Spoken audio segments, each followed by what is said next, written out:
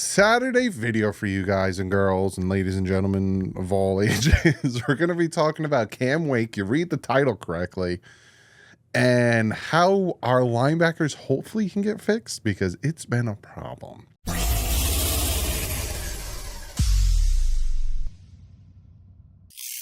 What is up, Finn fans? Took a breather.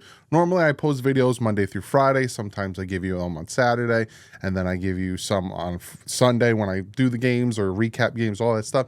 But I was like, you know what? I'm going to take Friday to breathe. I'm going to give them a Saturday video. So you wake up, eat your cereal, drink your coffee, maybe check out a little DDW while you're waking up in the morning.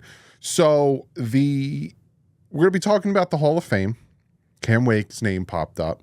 And we're going to be talking about linebackers because Barry Jackson came out with a really good article. And you guys know for a fact, if you listen to me all season and all last offseason, when I wanted Jack Campbell and all this stuff, how my feelings about the middle linebackers are and how they get torched by the wheel routes and tight ends and all that stuff. Well, we're going to break it down a little bit. But first, before we jump into that, I have to shout out today's sponsor, and that is BetUS. You guys have known all season long. They've been a sponsor of mine. They're a very good, reliable website. Again, it's a website, not an app, but absolute great stuff. They have prop bets. They have all the sports you could think of.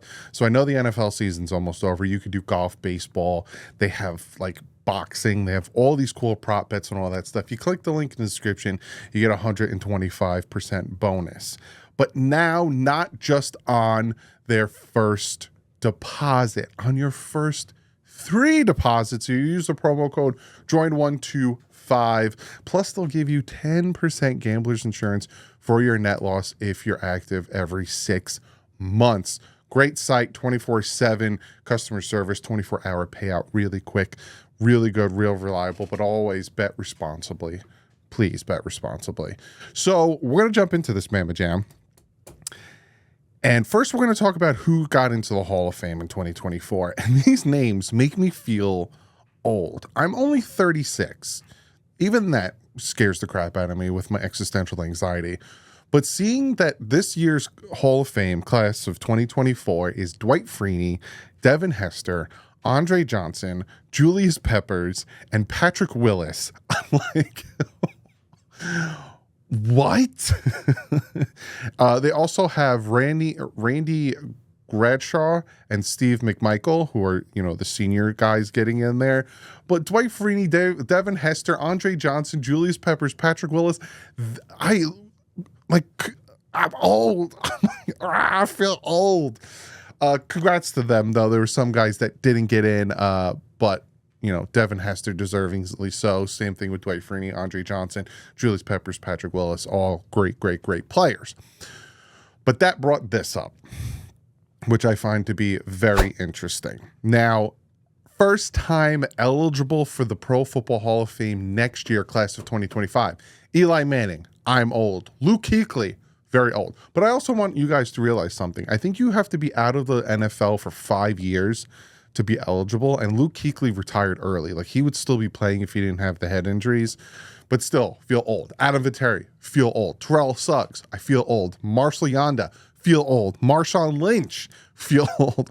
Earl Thomas, Joe Staley, Demaryius Thomas, Aqib Talib, Ron Davis, Darren Sproles. And yeah, you see that name. You see that name at the bottom, Cameron Wake. So I saw that. And obviously I came up with the idea for the video coinciding with something else I want to talk about. So it's a good defensive day. But I thought to myself, and even like when I saw it on Twitter, I was like, boom, Cameron Wake, my man. Like, I love Cameron Wake. He's my dude.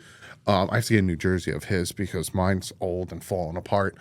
But Cam Wake, love him. Walk off against the Bengals on Halloween. I was going to say Christmas Eve, on Halloween.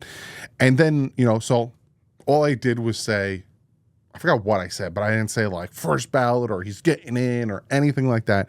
I was just happy. And some people push back like, you don't think he belongs in the Hall and blah, blah, blah, blah, blah. So I was like, well, I'm going to make a video about it. I'm going to make a video. Does Cameron Wake belong in the Hall of Fame?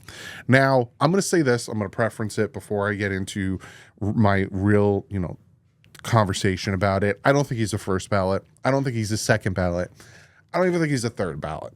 I think he deserves to be in the Hall. When that is, I don't know. But I don't think again, preferencing, I think he deserves to be in the Hall of Fame. I don't think it's the first like 2 tries. Maybe the third, kind of like a Zach Thomas. I think it took Zach 4 times. But no, I don't think he's a first or second ballot Hall of Famer. That being said, he played 155 games. He had 100.5 sacks, 224 quarterback hits, 99 tackles for loss, 364 combined tackles, and he averaged 1.5 sacks per game. And I bring up the 1.5 sacks per game because, again, you look at those numbers and they're nice. 100.5 sacks is awesome. I think he got his 100th sack with us, if I remember correctly. Or no, he might have been on the Giants. I don't think he was on the Dolphins when he got his 100th sack, which kind of broke my heart. I got to double check that. I was on Tennessee. He was on Tennessee, the Tennessee Titans, when he got his 100th sack because he played his last year in 2019 with the Tennessee Titans. 10 with Miami and 1 with the Tennessee Titans. Ton of awards, ton of All-Pro, Pro Bowl, all that stuff. Again, to me, Hall of Famer. So again, you look at those numbers; those are nice, fancy numbers. 100.5 sacks. You know, he was dominant on that defensive line, and he wasn't even drafted. Undrafted, went to the Giants. Giants cut him. He went to Canada. Then Miami brought him in, and he just destroyed the world. So I was like, again, people push back. I don't think he belongs in the Hall. I don't think he's worthy. So I looked at, okay, let's look at sack total. Now you got Warren Sapp. He plays defensive tackle. It's not the same as defensive end, but he only had 96.5 sacks, which was interesting to me. Richard Seymour didn't have as many sacks, 57.5 sacks. Richard Seymour in the Hall of Fame. Howie Long, 91.5 sacks. Charles Haley, 100.5 sacks, just like him. Dwight Freeney, 125.5 sacks. So that is like kind of the closest where I'm like, all right, he's got a lot there. So that's where all of a sudden I pulled up the sacks per game. Because Cameron Wake didn't play as many. Like Dwight Freeney played 218 games, which is the next closest defensive end to sack total with, 25 more. And Cam Wake played 155 games. So I did the average. And Dwight Freeney has 1.7 sacks per game. So he does have 0.2 more sacks per game than Cameron Wake. But again, he's kind of still in the territory. And like I said, Richard Seymour, Howie Long, Charles Haley, same sack total. So again, these are already Hall of Famers. So then I was like, you know what? For poops and giggles, try not to curse on this channel. Let me look at the top guys. Bruce Smith, the #1 sack total, 200 sacks. He played 279 games. He had 1.4 sacks per game. Cameron Wake had 1.5 sacks per game. I was like, oh. Julius Peppers just got inducted. 266 games. He had 159.5 sacks. That's 1.7 sacks per game. About 0.2 again, just like Dwight Freeney. Our own Jason Taylor. 233 games, 139.5 sacks, 1.7 sacks per game. So Cam Wake is in the same conversation and same territory as a lot of great Hall of Fame defensive ends. Now, I want to preference this again because I can already feel people going to the comment section and have either already commented before even watching the video or have commented after me naming Hall of Famers like Bruce Smith, Julius Peppers, Jason Taylor, Dwight Freeney, Charles Haley, and just blah, blah, blah, blah, blah. I'm not saying Cameron Wake is a first ballot, second ballot, maybe even third ballot, but his numbers equate to some of these guys. Yes, it's different decades, but he's still an incredibly productive, incredibly feared defensive end during his time of playing. So again, overall, I think he should be in the Hall of Fame. When? I don't know, but I do think Cameron Wake should be in the Hall of Fame. Comment below, let me know what you guys think now after hearing what I had to say. I'm very interested. And let's get to the other part of this video, talking about linebackers. Now, we just added Joe Barry as our new linebacker coach. We have a new defensive coordinator, Anthony Weaver. Both of these guys intrigue me. I'm happy with Anthony Weaver. He was one of my top guys. Joe Barry, I wasn't expecting that, but I like kind of his pedigree of being a linebackers coach for many, many, many, many years and working with some very, very, very good guys. Somebody took me talking about him working with guys as in he trained them to be the best. Never said any of that. I said he worked with Derek Brooks. He worked with Takeo Spikes. He worked with Sean Phillips, Melvin Ingram, Dwight Freeney, Dante Fowler, Leonard Floyd. He worked with them. I never said he made them. So he knows what good elite linebackers look like. And Barry Jackson came out with this article kind of talking about where our woes are at linebacker, and especially against the Bills. Now, Josh Allen, the quarterback of the Buffalo Bills, he destroyed the Miami Dolphins linebackers, like he said here. He said 5 times Allen targeted David Long, who had a very good year against the run, but 5 times the passes were caught for 33 yards. 4 times Allen targeted Duke Riley. 4 times the passes were caught for 53 yards. 3 times Allen targeted Jerome Baker. 3 times the passes were caught for 15 yards before Baker sustained a wrist injury. These were all one game, week 18, with the division on the line. As being a recurring nightmare with Buffalo torching Miami by isolating running backs and tight ends and receivers against Dolphins linebackers. Bills players had 5 touchdowns against the Dolphins inside linebackers in 5 meetings during the past 18 months.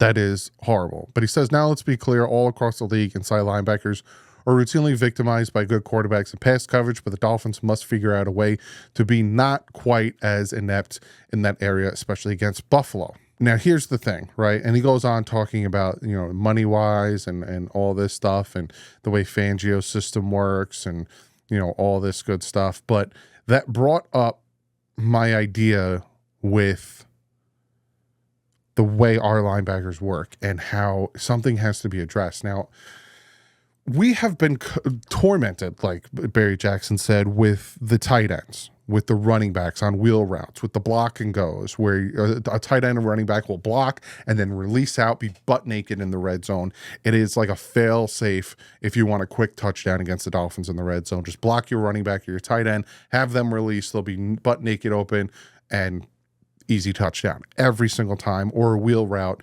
because Duke Riley kept running into our corners and their receivers and just leaving the wheel routes wide open. Or at one point, we had Melvin Ingram covering a tight end. Why? I don't know, but that was something that happened as well. That needs to change. Now, Joe Barry coming in, Anthony Weaver coming in, they have better ideas, better schematics. They are not so, Anthony Weaver, because he's the defensive coordinator, not so zone heavy. He will blitz. And again, Rex Ryan, Wink Martindale, and McDonald are guys that he's learned from. Blitz, and then disguise with McDonald. It's going to be very interesting. But linebacker, like I said, Jack Campbell last year, I wanted him. I'm constantly looking at the middle linebackers. The Dolphins could save a lot of money by cutting Jerome Baker. I'd like to keep him. And we'll talk about this cut re-sign in a video maybe next week or the week after, because we're getting close to free agency, being there's only 29 days in this month. Jerome Baker would fit well in this defense, especially because he's very good at blitzing. Same thing with Brandon Jones, who's a free agent safety of ours. They can come back cheap, mostly Brandon Jones.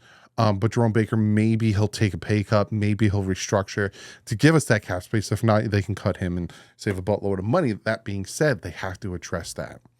And there are some good free agent linebackers out there that can help the Miami Dolphins, which is a video in itself. There's also some linebackers in the draft that possibly the Dolphins can get in the second round. That's a video in itself. But the Miami Dolphins middle linebacker area, especially against the Buffalo Bills, especially against these quarterbacks who, are smart and will gives themselves time by scrambling and being able to throw it across the middle from either side of the field. We need help in the middle linebacker area. So that's something that when reading this article, I was like, let me bring that up. Let me read that stat to them and kind of reiterate how important the middle linebacker area is for this team. But there's going to be a lot more videos on that. There's going to be more videos on the free agent targets I want, cuts, re-signs, all that stuff. But I hope you guys enjoy the video. I hope you guys have a fun Super Bowl Sunday tomorrow. Well, Matt, like usual, stay classy. Fins up.